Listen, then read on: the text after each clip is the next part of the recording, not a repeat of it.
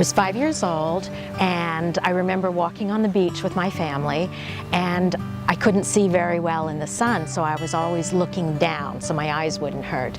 And I kept stumbling across little pieces of glass every now and then, and my mother thought it was horrible that I was picking out what she called was garbage.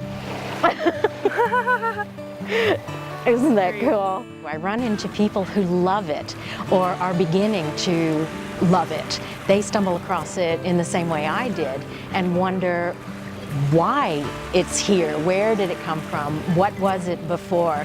So for me it's a continuing interest because every piece is new and it's a type of archaeology. I actually just started a couple of weeks ago. Oh, no kidding, and look at you.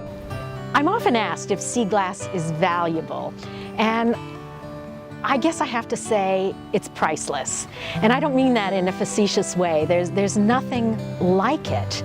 It's pocked up, it's not sharp, it doesn't have sharp edges, it almost looks soft. And that's what makes it sea glass. If it's just sharp edges and shiny, it's just garbage. The definition of sea glass is it has to have a history. It has to have been out in the ocean, rolling around. It has to be abraded, so it can't be shiny.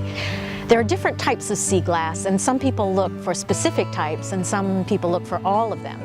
The first type, obviously, is glass, and there are categories of colors. Another type of glass isn't glass at all, it's pottery. And some people prefer that, and I think I do now too, because the history is easier to find.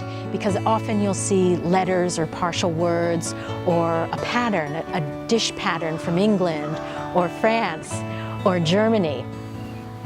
There are so many uses of sea glass that have come about recently. I think the most common way that people incorporate it in their art is jewelry. Right now, I'm making a chandelier.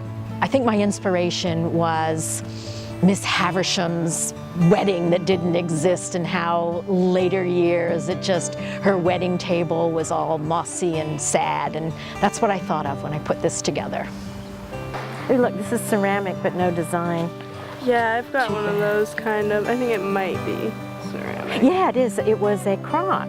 And if you smell it, really, if you smell it, sometimes you can smell cinnamon or vinegar. Whoa. Because it absorbs in those, and they used to bring them from the Far East and on ships, and if there was a shipwreck. If somebody is new to sea glass, the only thing I would tell them is enjoy the hunt. Don't be preoccupied about it. Don't focus too much on what you're looking for, because it's going to appear, it'll be there. The glass will often be reflected in the sun, or the sun will reflect on the glass. Just take your time. Don't go with somebody who is in a rush to leave the beach. My husband is that way. We'll go to the beach, and in 10 minutes, he'll say, I'm going to the car, I'm going to read the newspaper, and let's go home.